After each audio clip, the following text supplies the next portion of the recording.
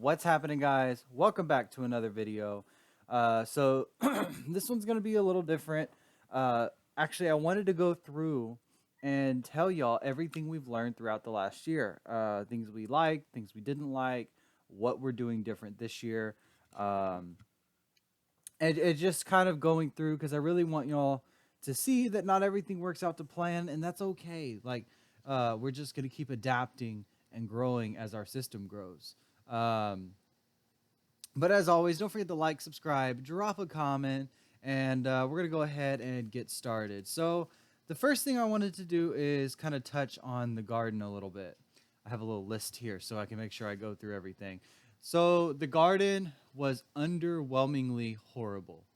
Like, it was just not my favorite last year. We did get some decent, amounts of butternut squash, but really outside of that, and chili bean, and our peppers did pretty well. But generally, outside of that, it did not do well, and there's a number of reasons for that. Um, One of them was we were just barely starting our food forest design. So whenever we sheet mulched our leaves and our cardboard in, that sucked a lot of nitrogen and really just not just nitrogen, just nutrients as a whole. Really tied a lot of nutrients up where the plants couldn't use it. Another thing that was an issue was rain. It was just a really dry kind of spring for the most part. And then heat. I mean, it went from basically 30 degrees to like 110 overnight here. For spring, spring was more like summer, and summer was like a really hot spring. So our garden just did not do good. But what did we learn? Well, first of all, we realized that we needed to modify how we were putting plants out, how many plants we were putting out, and not only that, we needed to add things like shade cloth. We needed a deeper mulch layer. We needed to do these things prior, and even add compost when we are adding our mulch layer every year, um, to help, kind of divvy that up a little bit. Um, Another thing that it really taught us was not to put all our eggs in one basket, metaphorically speaking. And I know that's kind of funny because we do have, produce our own eggs and we do put them in a basket. But um, we really this year chose to diversify our I'm going to use the term income loosely because we're not making any money off of this, which we are also going to be touching on here in a little bit. Um, but we were like, okay, well, we need to make more chickens for meat, more chickens for eggs, more eggs, even if it's more than we use, as long as we can afford it.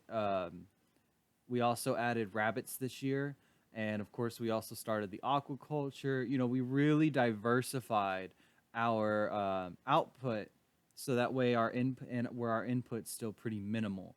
And what that means is, it's like, okay, so say we only produce meat and only two of our meats produce, but we have so much more than we can eat.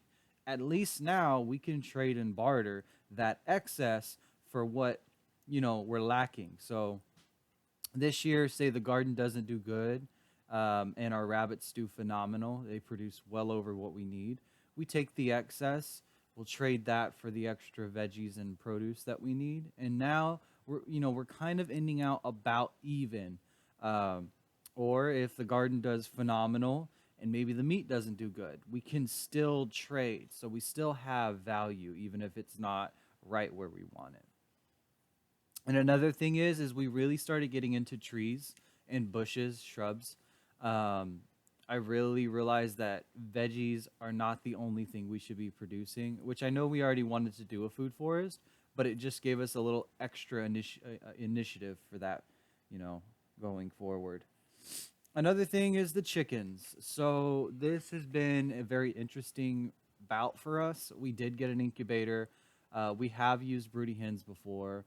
Um, we were gonna run our incubator all. Oh, my light went off. That's all right. We were gonna run our incubator actually all year, and every 3 weeks, just do like a perpetual setup to where we don't have too much space in between. Like every 3 weeks, the chickens will be moved down, Every 3 weeks, we would be harvesting chicken. Uh, but again, pleasantly surprised, I guess. We don't need that. That's too much. Actually, that's actually more than we can physically handle in any given time. We're just not set up for that many. Maybe later on we can, but also that's just not a functional way of doing it. I still like the perpetual, and we're still keeping our setup and what we've learned in the first few months of doing that. And it was beneficial because, like I said, the first half that we were doing it, so we every 3 weeks for the first three, we were progressively getting more chickens out of our incubation because we ourselves were learning and getting better at it. And then also, I was able to sell the first half of the chickens that we produced. That way, and again, so yes, we made money that way, but not technically. By the time we paid feed and paid for the incubator, we basically broke dead even, maybe like $5-10 under. So for starting out chickens and getting the incubator, we only actually paid $5 or $10 with all the feed and stuff. But that's definitely a plus for us. We were pretty excited that we were at least able to mostly break even on that. So now what we're going to be doing is, like I said, we're going to continue that perpetual. But we learned, due to the stocking density that we can handle, we're actually going to be doing it every 6 weeks. So that's going to give 3 weeks for some of our systems to kind of rest, which is really important. I'm finding out. So that's 3 weeks is approximately 21 days. Comes out to about 24 after incubation, because you have to wait 3 days before you reset your incubator because they hatch at different times. We also learned that so we can put 9 eggs in our incubator, but we shouldn't be getting anything over 7. The 8th egg that hatches always has complications. It's always the last one to hatch. This last bout helped it hatch because it was just struggling so much. And essentially they just run out of energy before and they end up passing. So we helped it out, and then it was just so sickly that it died. It didn't even make it 3 weeks, like with the rest of them. And we didn't do anything different, so we know for a fact that, okay, so anything over 7, we're just going to go ahead and put in our maggot bucket.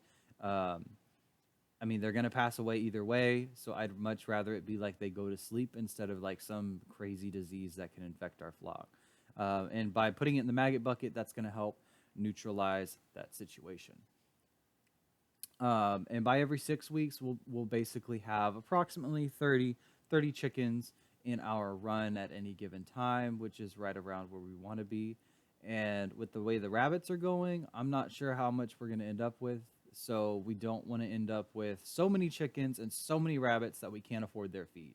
Because even though we are working on finding alternative ways of feeding the rabbits, at the end of the day, the rabbits just eat a lot of pellets. So until we get that figured out, that'll kind of give us, some leniency and some wiggle room. And oh yeah, the aquaculture. So the aquaculture is another one of our meat sources. It was a very interesting bout. As some of you know, I am a fish keeper already in the fish hobby. I love aquacultures and just taking care of the different systems, setting them up, learning, patience, slowly but surely. Excuse me. Taking care of it and stuff. Like, I just really enjoy it. This, like, you can't see right now, this is actually one of our only tanks that doesn't have planted, plants in it, like live plants.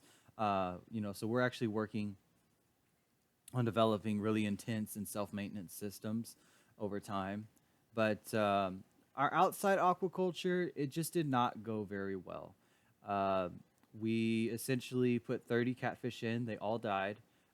If you're interested, go ahead and check out our aquaculture video, which I'll try to post something up here for that. We're going to be spending some time today kind of going through and updating the channel because I've been really busy lately. So we're going to take this time to kind of modify some stuff. But essentially, so they all died, so I fed them to the chickens. And if you didn't see that video, what happened is most of the time your breeding scenarios, they're not actually bred in tanks.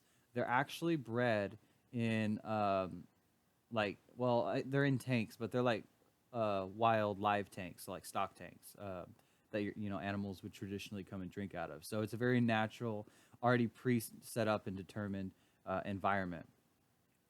So what happens is we had a new tank that couldn't, it wasn't developed, so it just could not handle that, and we didn't isolate them because they were the only fish that were going to go in, so I didn't find it necessary at the time. But what I didn't think about is, even though yes we had a heater, it still got fairly cold in there. Hold on, Daisy. So what we didn't think about is like, okay, they're going to have an issue if the temperature gets too low, because that's going to allow certain outbreaks to happen. And that's exactly what happened. The system just absolutely crashed overnight. But we got some chicken feed out of it. It was a little expensive, but we did get some chicken feed. We only spent like 40, 50 cents a piece, so it's not like it killed us. I think I dropped like $15 for them. But essentially what we're going to do is we're going to age that system a little longer. So I've been feeding it guppies. We did leave the dead catfish in there for at least a little while, so help cycle the system a little bit better. And then we treated it for everything, ick, funguses, everything. And we did use ornamental fish, but we did all the water changes, and we're going to be waiting approximately 1 year before we put edible things in. So it'll have plenty of time to develop and set that up. And then that'll also give us time to set up an aquaculture version of it, so like a live plant section to actually filter, making it a little bit more stable of a system, which I feel is pretty important. Right now I'm waiting on our algae blooms. So we've already reached the first algae bloom, to where it's like you have that new tank syndrome. But by algae bloom, I'm actually referring to, I'm waiting for excessive amounts of algae to build up so I can start putting other forms of life in there. We actually want to put crawfish in the bottom, and a much more self-sustaining system than what we currently have. Because we also want alternative feed for the fish, just like we do in our inside tanks. Even our betas have river snails. So when the river snails hatch out, the little babies, they'll actually eat it. That's very high protein and calcium. And also whatever alternative feed that gets out of hand, we feed to the chickens. Again, calcium, protein, so they're normally very happy. So we learned to just we're not going to rely on aquaculture this year. We're just going to focus on chickens, rabbits in the garden. No problem with that. And then this next year, we'll go ahead, round into fall, do a barrel setup, isolate the catfish, and in spring, when it starts to warm up, we'll go ahead and dunk them in the aquaculture for now. And that just gives us time to set up everything else. So the next thing is eggs. At first, we had too many eggs because we weren't really big egg eaters, but we've learned to use them more over time, to where we're not just eating scrambled eggs every day. I've been doing a lot of meal prepping. We also, storage for eggs has definitely changed through time. Originally, we were actually dunking them in pig lard and then storing them in the fridge, turning them every week. They can last up to 12 months. They can also last up to 12 months if you just freeze them. So we're probably going to try, we got a deep freezer, so we're probably going to try to go that route here pretty soon. Essentially, what I found this post, it's pretty straightforward, because my partner's wanting to get into baking, so it'll actually be something beneficial for her as well. You can just take like ice cube trays and put an egg in each one, freeze it, and you can also like break them up and then put them into bags by like the dozen or something. And then that way you can just take out what you need to frost it, really whatever you want to do. So for like my breakfast meal preps and her baking and stuff, that's really going to save us in the long run. Especially with egg prices lately. We also tried to sell eggs, and we still do, but we never really make much off of it. We normally don't sell more than a dozen or two. We're very fair priced.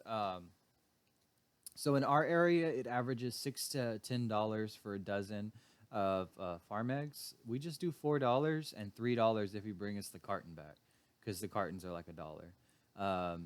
So we're not really trying to make money. We're just trying to get some of it back to where we can pay for feed and stuff, and it doesn't like totally, cost an arm and a leg. We do sell chickens, and again, prices late here are really high. We don't sell fertilized eggs though.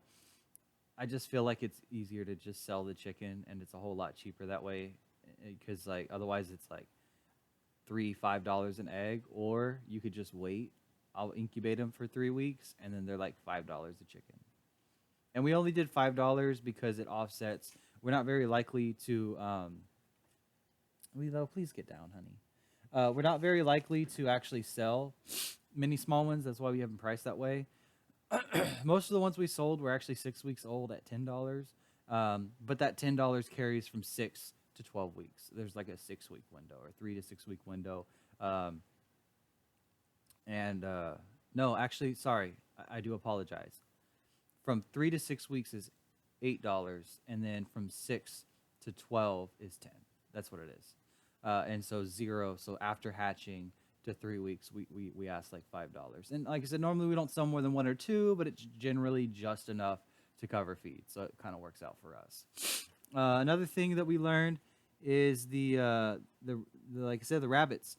Our rabbits are going to be a godsend when they start producing. So I've raised rabbits before. I did it in cages. It was kind of a pain. I didn't really like it, just because of like all the breeding and stuff that you had to sit there and take care of. Rabbits also use a lot of water, much more than they eat, and especially hay. Or a lot of people use Timothy grass. I just use alfalfa. They're normally okay.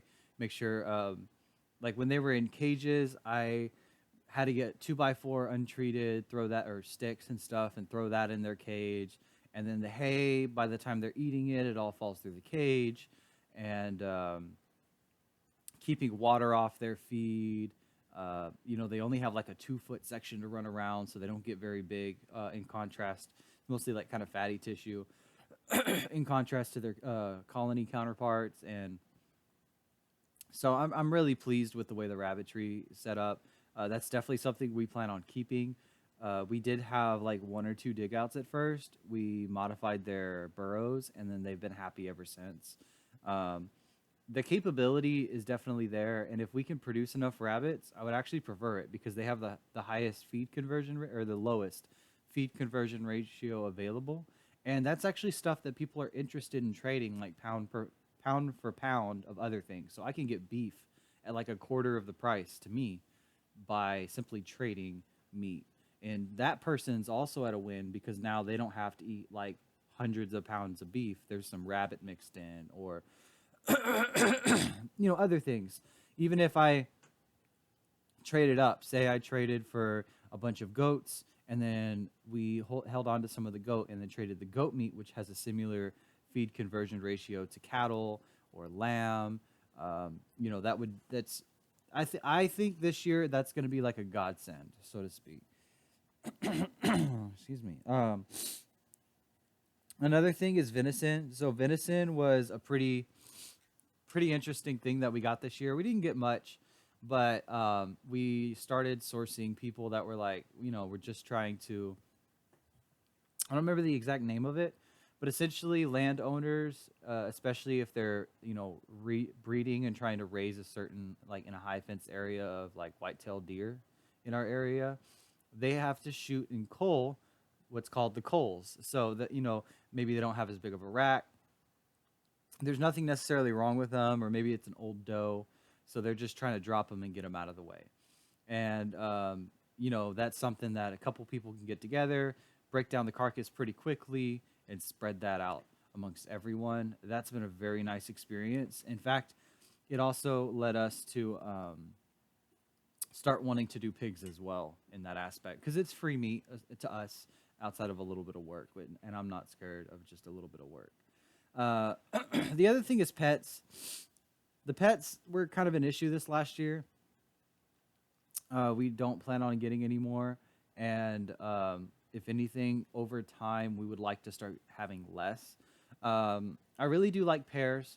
So those of you that know or don't know, we have 2 dogs, 2 cats, almost 100 gallons of fish inside the house. We have a 110-gallon turtle tank outside, and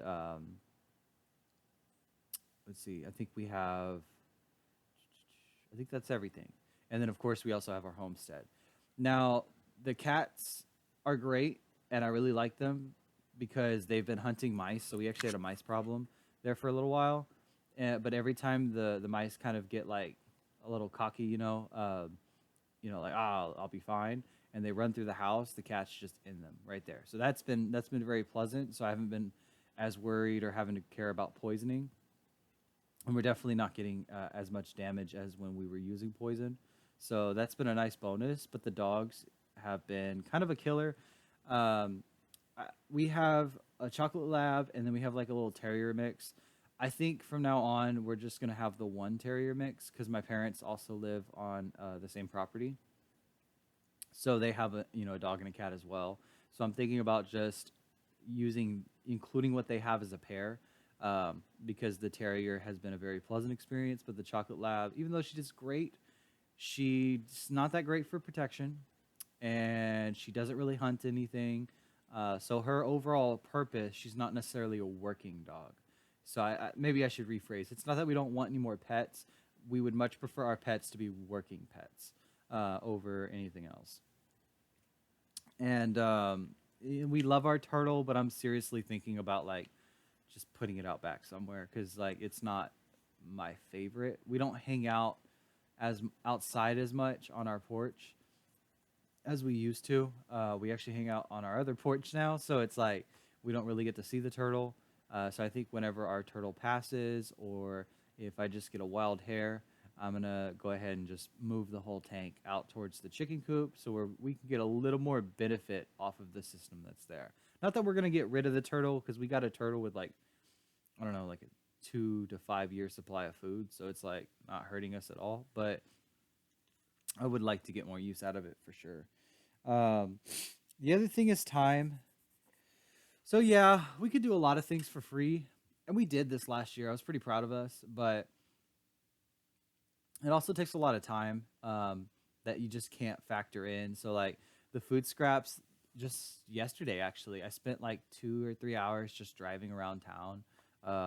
And this week in general, I've spent almost 10 to 15 hours just driving around town, looking for leaf bags, making connections for mulch, trying to get food scraps, get up to where we need to be for our chickens, um, to kind of help alternate, alternative feeds, uh, which I'm gonna be doing some videos on, some more stuff later. So I'm just gonna bounce through that real quick.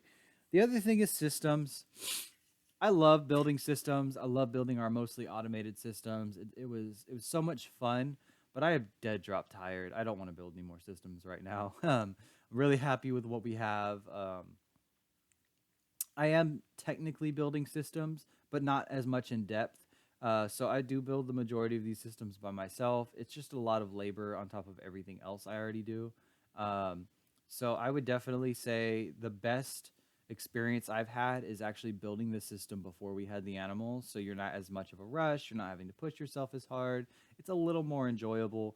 And from now on, basically the systems I'm building are like weekend project systems. They're not like a whole brand new chicken shed with a new run, placing a brand new rabbit tree, fixing things within that, setting up, it's not as labor intensive, which I'm really enjoying. Uh, and workload, as I just said, like this is work. So if you're scared of work, it's going to be rough at first. I'm not going to lie to you. Um, I spend an easy 30 minutes a day right now on the animals, but it's cold. So turning on and off heat lamps, opening up greenhouse, closing the greenhouse.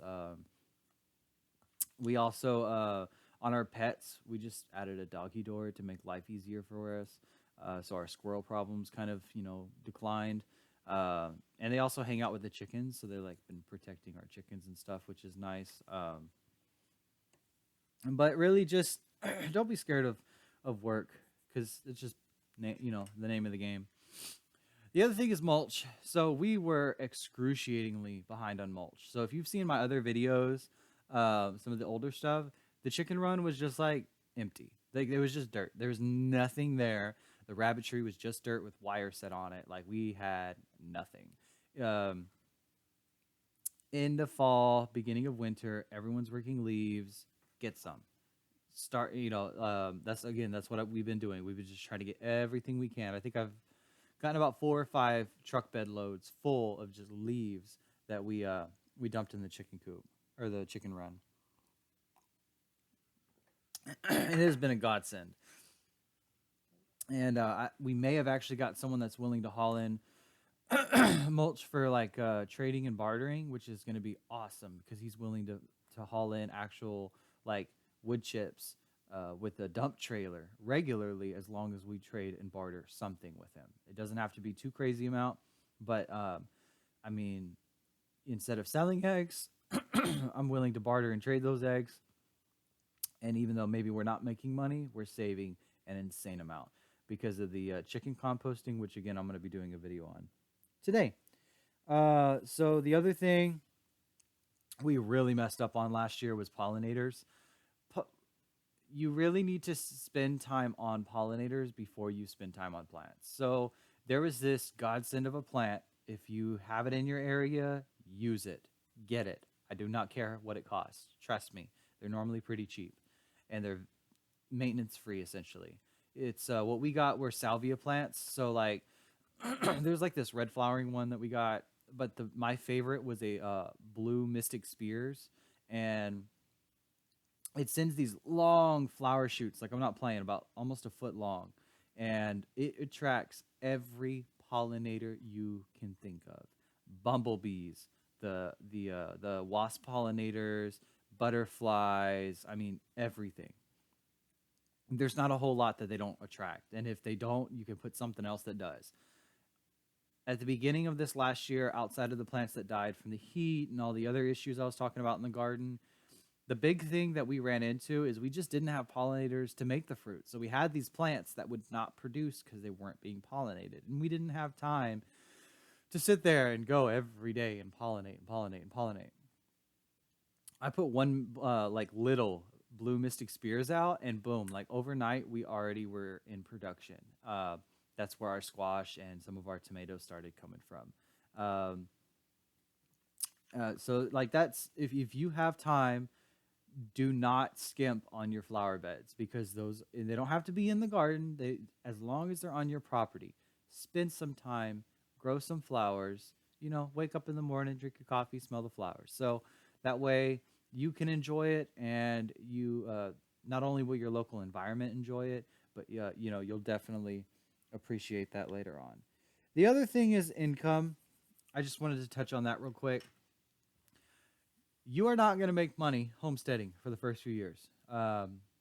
We are for sure in the negatives, even though we did make sales last year. Last year was just such a learning experience all the way around. I mean, we're not like in debt. It's not like a big deal. We, like I said, in all my other videos, we saved up for this. Mostly my partner on some of this. I was just kind of the workhorse behind it all. It really wasn't too crazy expensive, but you are going to hit a point to where it's just better to buy.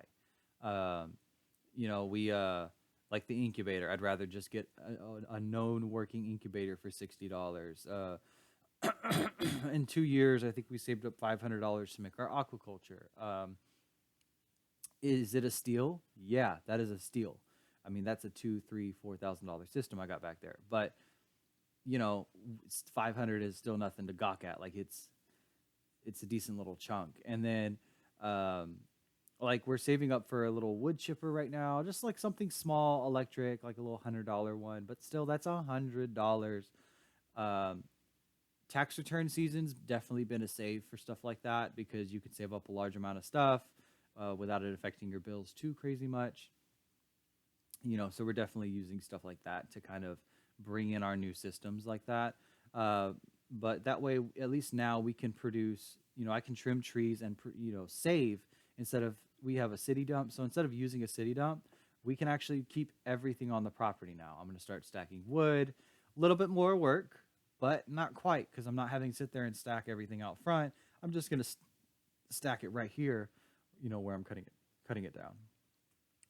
So not too big of a thing. And I think that's pretty much it. I didn't really, yep, that's most of it. Like I said, we learned a lot Some things worked out better than we expected. Some things didn't.